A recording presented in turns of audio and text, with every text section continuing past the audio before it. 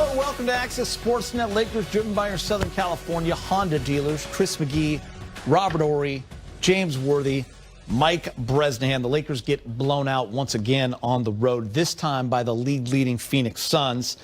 Suns put up 140 points, 76 to 36 points in the paint, and they had 28 fast break points. The last road win for the Lakers was January 30th against Brooklyn. It's now 10 in a row. Big game. Yeah, I mean, Phoenix, as everyone has seen all year long, they're a well-oiled team, and they're without their leader. They're without, Chris Paul, and they still seem to flourish. The Lakers had a problem. Anytime they go small ball, they have a problem with bigs in the paint. They did again tonight. When Ayton just tore them up in the paint, Geeter, it was 76 points. I don't have my glasses. 76 points in the paint. Mm-hmm. And the Phoenix Suns had 36 assists. So that's how they play.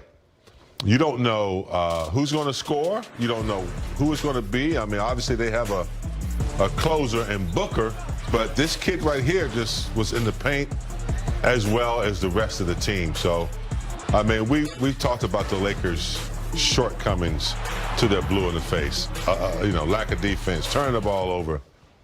And it was just another example of not just having any endurance. I mean, from the beginning to the end, Phoenix was ahead by a lot of points. Their starting five, this is probably the best plus minus I've ever seen from a starting five. The lowest is 25 and the highest is plus 38. Mm-hmm. And so that lets you know what kind of unity they have as a team. And that's what it's going to take to win basketball games. Like James says, CP3 is out, but yet they don't miss a beat. They bring in guys that can replace the guys that are out. They move the basketball very well. And what they do is they exploit teams' weaknesses. At the beginning of the game, they set everything up for the shooter. So you'll go inside to Ayton. Next thing you know, okay, we're going to try to close off Ayton. Then their shooters got off. It was 1-3, 2-3, 5 threes next thing in the first quarter. So there's a situation where you got to understand sometimes small ball doesn't work. And then you have to switch it up. You can't stick with the same game plan. But I'm happy with the way they played in the second quarter. They came out with a little energy, but the first and third quarters is always they downfall. Yeah, I don't think it's a huge surprise that Phoenix won. I mean, they're favored by 8.5. Lakers haven't won on the road in 6 weeks, like you just said. Yeah, it was actually January 25th. Yeah, there you go. I mean, it's been a while since they found success on the road. Phoenix is probably going to win 65 games this year. I mean, think about that. That's an amazing team. The surprise for me was how quickly it all fell apart for the Lakers. Giving up 48 points in that first quarter. That's the fourth highest points they've ever allowed in any quarter in their 74-year history. There you see the numbers right there. Really beat just about every which way you can beat. What we don't have here, great numbers, but also Ayton beat them down low. So Lakers giving up a lot of threes, lost 18 points in the three-point battle just in the first quarter alone. And James, like you alluded to, Ayton already off to a very good start in that first quarter. So lost, not surprising. How they lost, surprising. In the pregame show, we talked about the team's ability to close. We said the Phoenix Suns are actually one of the great teams. We showed the list of all time in crunch time minutes. That's the final 5 minutes in a game when the game is being decided by 5 points or less. The Lakers, on the other hand, have played 40 close games this year. They're 18-22, one of the worst teams in the league. Tonight was not the case. The first quarter, the Phoenix Suns, we just showed those numbers, Brez. I'm going to add to them. 48 points in the first quarter. A 26-point lead. 7 up. For me, I think they came out to try to, make a statement because, if you're looking to be in this playing game, you better try to get out of this seat because we're the truth. That's a great point. Yeah, a lot of teams look at the Phoenix and says, last year was a fluke. But this Phoenix Sun team is a good team. Like James said, they're a well-oiled machine. They have everything you need when it comes to playing. They got guys who can play defense. And one of their best defensive players didn't play in Cam and CP3. And that lets you know how good this team is. With Tua, I know we got one of our best guys out, but this team just functions very well on the court. They're unselfish, and they just work well together. They look for each other like no other. They pass the ball. They had all their assists tonight. They had 9 turnovers. That's incredible ball movement. Remember this Phoenix Suns team? Last year made it all the way to the finals, lost the Milwaukee Bucks. They haven't yet achieved any of their goals. They want to win a championship. Here they come this year. They're the best record in the league going away, yet still they don't get that same respect. I believe, James, they had a plan tonight. Everyone talks about LeBron, AD gets healthy. You don't want to face this Laker team.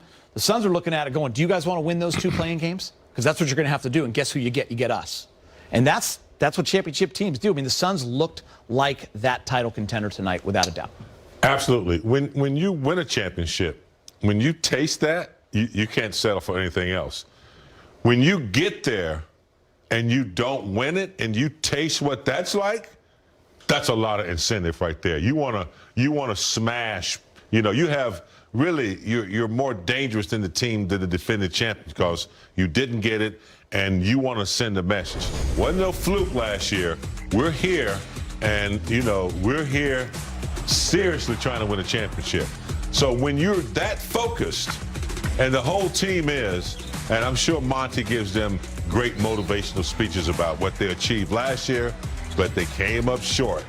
So you can tell, man, Phoenix is serious. They know what they almost were able to achieve last year, and they want that. They want to taste that. So that's what you're experiencing night in and night out. And Rob, and you're right, Geeter, they're sending messages not only to the Lakers, but to everybody they're running into that they're out for the hunt. And I think they're okay getting disrespect. I mean, no one really mentions Monty this year as Coach of the Year, and they keep showing the MVP ladder.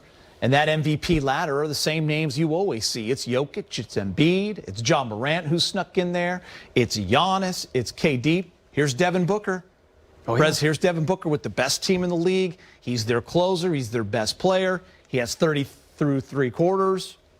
I don't know. I think people overlook him. Yeah, and the Lakers were just reminiscing before the game. Hey, we were up 2-1 on these guys in the first round last year when AD went down, lost the next 3 games. So, let's not forget, this Suns team has been undervalued, maybe even disrespected. That's definitely a possibility throughout the entire season. I remember when the season started, I think I had them at 3rd or 4th in the West. I was one of those people who was like, I mocked you. I need to see more.